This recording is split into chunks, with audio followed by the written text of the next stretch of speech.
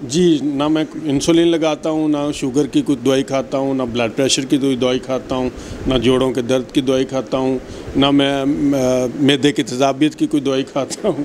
अब तो मुझे पता ही नहीं है कि दवाई मैंने लास्ट टाइम पैनाडोल का मुझे ये बीमारी हुई, मैं डॉक्टर के पास गया तो उन्होंने तो मुझे कहा कि अब सारी उम्र आपने दवाइयाँ ही खानी है। बड़ी मायूस कुन सूरत हाल थी। मैंने अपने अजीज़ों को देखा, इस बीमारी में उनकी टांग कटते हुए देखा और वो बेचारी इसके तो अपना अंजाम वैसा नज़र आ रहा था और किसी जगह से कोई उम्मीद की किरण नहीं थी।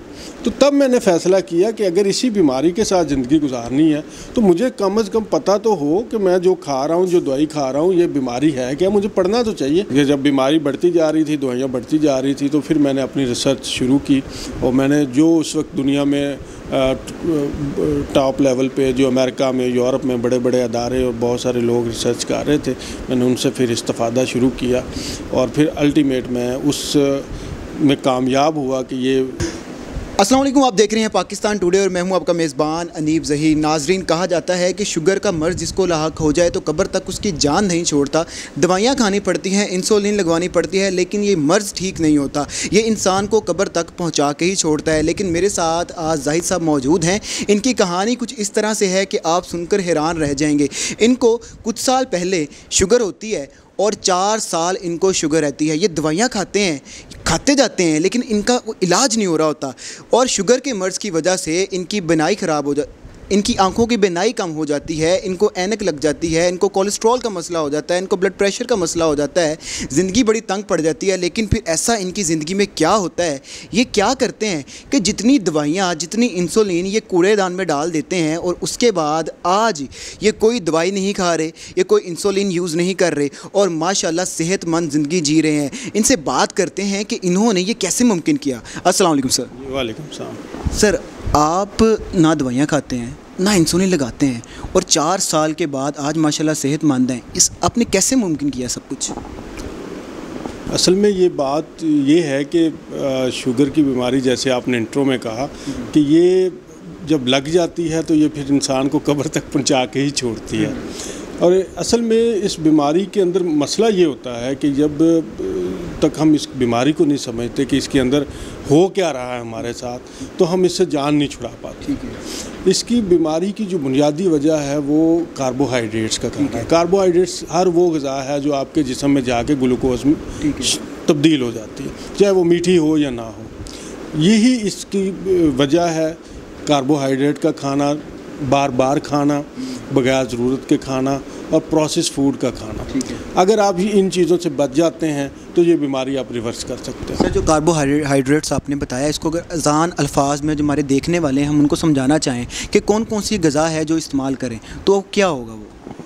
वैसे कार्बोहाइड्रेट्स में सबसे पहले जो चीज़ें आती हैं वो सारे आपके अनाज आ जाते हैं, जिसमें आपकी गंदम है, ज्वार, बाजरा, चावल, ये सारी वो चीज़ें हैं जिनके अंदर बहुत ज़्यादा कार्बोहाइड्रेट होता है और ये जब आप खाते हैं तो ये आपके पेट में जाके ग्लूकोज में कन्वर्ट होते हैं और वही आपके खून के अंदर ग्लूकोज का लेवल बढ़ाने का सबब बनते हैं। इसके अलावा मीठे जितने हैं, चाहे चीनी है, शहद है, गुड़ है, इन चीज़ों से बनी हुई आगे प्रोडक्ट्स हैं, जैसे सॉफ्ट ड्रिंक्स हैं, जूसेस हैं, मीठे फल हैं, ये सारी चीज़ें जो हैं कार्बोहाइड्रेट्स हैं। ठीक है। सर, जब पहली बार आपको शुगर डायग्नोज हुई, 500 के करीब आपने बताया, आपने ऐसा क्या किया, आपने ऐसा क्या खाना शुरू किया, ऐसी क्या एहतियात करना शुरू की कि जिससे आप माशाल्लाह आज तंदुरुस्त हैं? देखिए, जैसे मैंने आपको पहले बताया कि इस बीमारी की बुनियादी वजह जो है वो कार्बोहाइड्रेट्स हैं। कार्बोहाइड्रेट जैसे हमने बताया कि ये अनाज सारे, चावल, रोटी, गंदम, ये सारा कार्बोहाइड्रेट्स की शक्लें हैं। तो मैंने ये किया है कि मैंने इनको खाना बंद कर दिया। ठीक है। अब मैं ग़िज़ाइयत से भरपूर ग़िज़ा खाता हूँ। ठीक है। जिनके अंदर जो हम न्यूट्रिशन हैं वो बहुत ज़्यादा अच्छी होती है। और मतलब मैं आपको आज के दिन की बताता हूँ, तो मैं नॉर्मली पहले जब मुझे शुगर की बीमारी थी तो 3 दफ़ा खाना खाता था, फिर 3 खानों के साथ 3 दफ़ा स्नैक्स भी करता था। अब मैंने खाना ज़्यादा से ज़्यादा दिन में, नॉर्मली मैं दिन में 1 दफ़ा 24 घंटे बाद खाना खाता हूँ और उसमें भी जैसे आपने स्क्रीन पे देखेंगे कि मैं सैलड खाता हूँ। सैलड के अंदर नट्स होते हैं, अंडे होते हैं, उसके अंदर जैतून का तेल होता है और ये वो सारी चीज़ें हैं जो मेरी एनर्जी लेवल को मेंटेन रखती हैं। इससे ज़्यादा हमें खाने की ज़रूरत भी नहीं है। जो ज़्यादा खाते हैं फिर बीमारी की तरफ चले जाते हैं। सर, जो शुगर का मरीज़ होता है, कहा जाता है उसको भूख बहुत ज़्यादा लगती है, ठीक है। आप 24 घंटे बाद खा रहे हैं और सैलेड खा रहे हैं, तो जो भूख लगती है वो उसको किस तरह से आप करते हैं, कंट्रोल किस तरह से करते हैं? ये भूख आपको, जो शुगर के मरीज़ को भूख लगती है वो उसकी बीमारी की वजह से लगती है। उसके जिस्म में जब इंसुलिन का लेवल बढ़ता है तो ग्लूकोज का लेवल डाउन होता है, चाहे वो बाहर से इंसुलिन लगा रहा है या वो गोलियां खा रहा है। तो वो जब उसका ग्लूकोज लेवल डाउन होगा तो फिर उसको भूख लगेगी।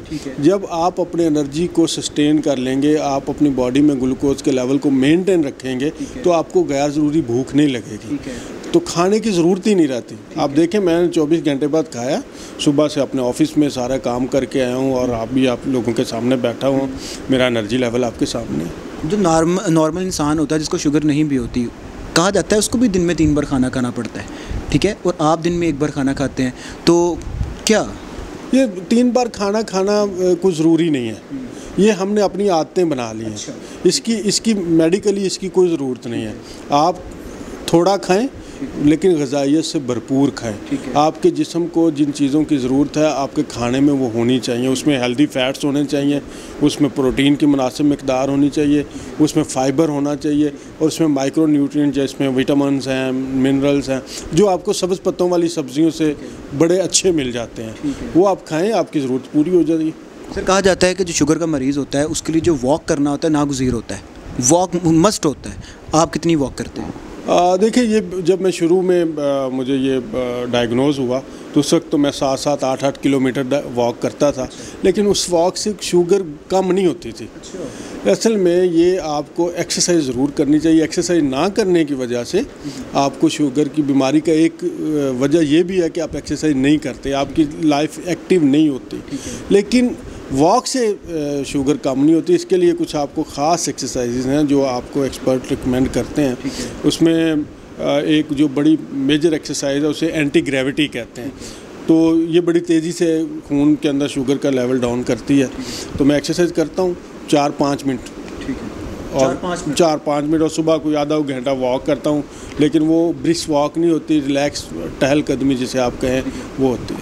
अच्छा सर, जब आपको डायबिटीज़ हुई उसके बाद कहा जाता है कि जो ये बीमारी है शुगर की, ये और भी बीमारियों को जन्म देती है।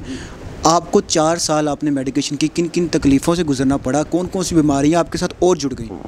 तो सबसे पहले तो शुगर खुद भी एक बहुत बड़ी बीमारी है, लेकिन ये चूँकि जब हाई लेवल आपके खून के अंदर शुगर का होता है तो ये खून चूँकि आपकी पूरी बॉडी में चल रहा होता है और ये जहाँ जहाँ से गुज़रता है, जिस अज़ा से गुज़रता है, ये उसको डैमेज करता चला जाता है।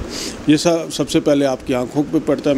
मेरी नज़र भी मुतासर हुई, मुझे ऐनक लग गई, लेकिन ये फिर अल्हम्दुलिल्लाह जब ये शुगर लेवल मेरा मेंटेन हुआ तो मेरी नज़र वापस मेंटेन हो गई। इसी तरह से ये जोड़ों में दर्द शुरू हो जाता है। इससे अक्सर मरीज़ों को जोड़ों में दर्द होता है, तो आप एक्सरसाइज की बात करते हैं, वो बेचारे तो चलने फिरने से माजूर हो जाते हैं। तो जैसे ही मेरा शुगर लेवल नॉर्मल रहना शुरू हुआ तो ये मेरे घुटनों का दर्द भी ख़त्म हो गया।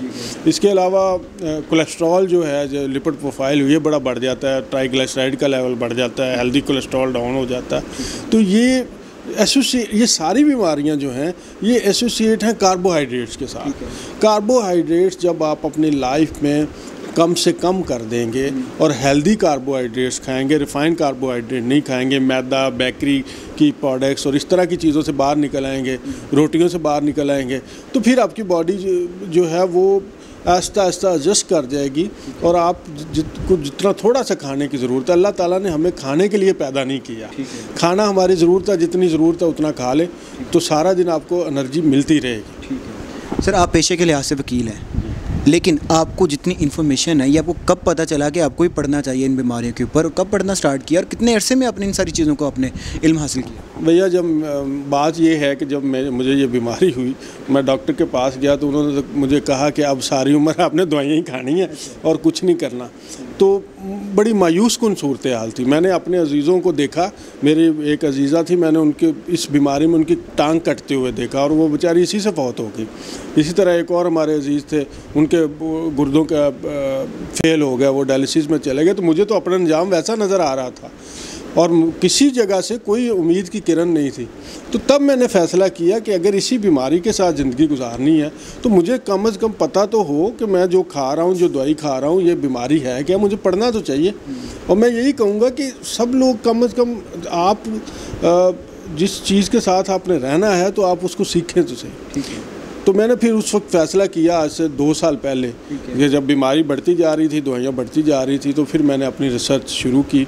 और मैंने जो उस वक्त दुनिया में टॉप लेवल पे, जो अमेरिका में, यूरोप में बड़े बड़े अदारे और बहुत सारे लोग रिसर्च कर रहे थे, मैंने उनसे फिर इस्तिफ़ादा शुरू किया। और फिर अल्टीमेट मैं उस में कामयाब हुआ कि ये पैटर्न ऐसा लाइफ का अडॉप्ट किया कि मैं इससे बाहर निकल गया। कितनी दवाइयाँ खाते हैं आप? अब मैं कोई नहीं खाता। सारी डस्टबिन में? जी, ना मैं इंसुलिन लगाता हूँ, ना शुगर की कोई दवाई खाता हूँ, ना ब्लड प्रेशर की कोई दवाई खाता हूँ, ना जोड़ों के दर्द की दवाई खाता हूँ, ना मैं मैदे की तेज़ाबियत की कोई दवाई खाता हूँ। अच्छा। अब तो मुझे पता ही नहीं है कि दवाई मैंने लास्ट टाइम पैनाडोल कब खाई थी। क्या बात है। मतलब कि अगर हम कहें कि इन सारी बीमारियों का एक ही सोल्यूशन है कि आप मुतवाज़न ग़िज़ा रखें।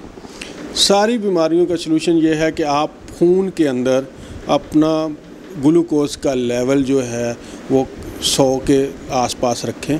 और उसकी पीछे जो की है वो ये है कि आप कार्बोहाइड्रेट जो हैं वो कम से कम खाएं, हेल्दी फैट्स खाएं और प्रोटीन की मुनासिब मिकदार लें। और जो सब्ज़ पत्तों वाली सब्ज़ियों का सैलड जो है वो कम से कम आधा किलो के करीब आप ज़रूर खाएं, चाहे 2 वक्तों में करके खा लें, तो आपका ये मसला हल हो जाता है। इसका ये कोई मुश्किल काम नहीं है। जस्ट आपने रूटीन बनानी है। आपने एक अरसे तक अपना जायका देखा है, आपने ज़ुबान की मानी है, और जिस्म को हम बर्बाद कर लेते हैं। अब ज़ुबान को ज़रा रोक लें, मुंह का जायका ज़रा रोकें और सादा ग़िज़ा पे आएँ, प्रोसेस फूड छोड़ दें, तो आपकी बीमारी खुद ही ख़त्म हो जाएगी। बीमारी ख़त्म इसलिए नहीं होती कि हमारा लाइफस्टाइल नहीं बदलता। ये लाइफस्टाइल की डिजीज़ है, लाइफस्टाइल बदल लेंगे ये ख़त्म हो जाएगा। जी, तो हमारे साथ जाहिद साहब मौजूद थे। आपने इनकी सारी गुफ्तगू सुनी कि किस तरह इन्होंने जो 4 साल दवाइयाँ खाई हैं, किस तरह इन्होंने कूड़ेदान में डाली और आज माशाल्लाह हेल्दी ज़िंदगी जी रहे हैं। उम्मीद है आपको इस वीडियो से बहुत ज़्यादा इस्तिफ़ादा हासिल हुआ होगा और पसंद भी आई होगी। इसी के साथ मुझे दीजिए इजाज़त। अल्लाह हाफ़िज़।